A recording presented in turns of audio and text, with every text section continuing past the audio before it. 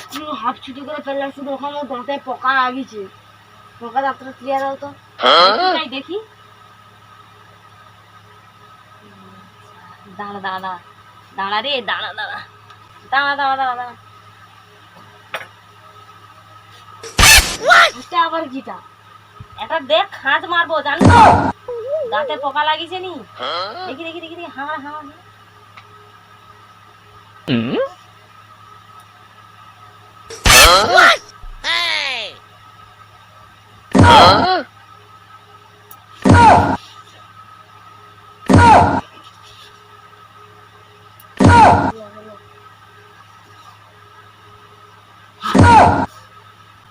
আমার যে দাঁত পোকা ছিল সে দাঁত তুলে অন্য দাঁতগুলো তুলে দিছে কেন?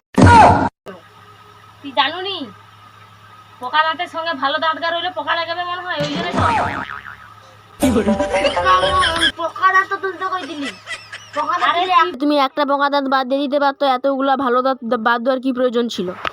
বুঝতে পারোনি, যাওনি। পচা আলুর সঙ্গে যদি ভালো আলু রাখো, সে আলু গাও পচে যায় না। ওই জন্য তো পোকা দাঁতের সঙ্গে ভালো দাঁত গা আছে, ওই জন্য তুলে দিচ্ছি, নাহলে ও দাঁত পোকা লাগাবে।